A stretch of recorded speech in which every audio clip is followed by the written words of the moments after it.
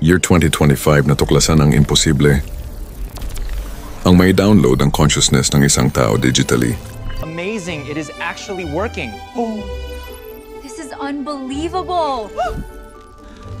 At pagsapit ng year 2028, tanging mga taong malapit ng pumanaw ang pinahihintulutan ng gobyerno na magsalin ng kanilang consciousness sa robot upang mamuhay bilang isang humanoid.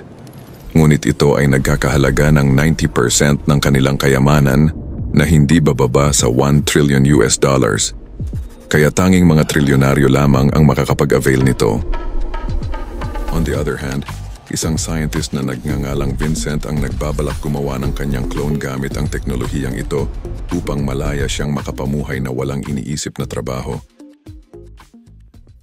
Kaya kong maging kahit na sino. Kaya kong kumita habang naglilibang. Isang buhay sa laman at isa naman sa bakal. Year 2029, matagumpay niya itong nagawa at walang sawa siyang nag-travel habang ang kanyang clone ang patuloy na nagtatrabaho sa laboratorio para sa kanya. Ngunit isang araw... Ano nakakalimutan ko? Hindi kumpleto ang transfer, kaya kailangan kong kunin sa'yo ang buong memorya mo.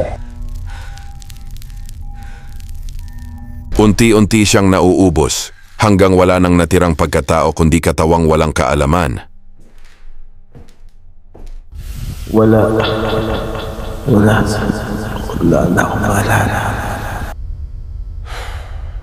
At ang humanoid Vincent nagpatuloy tanga ng kanyang buhay, mga alaala at ultimo kaluluwa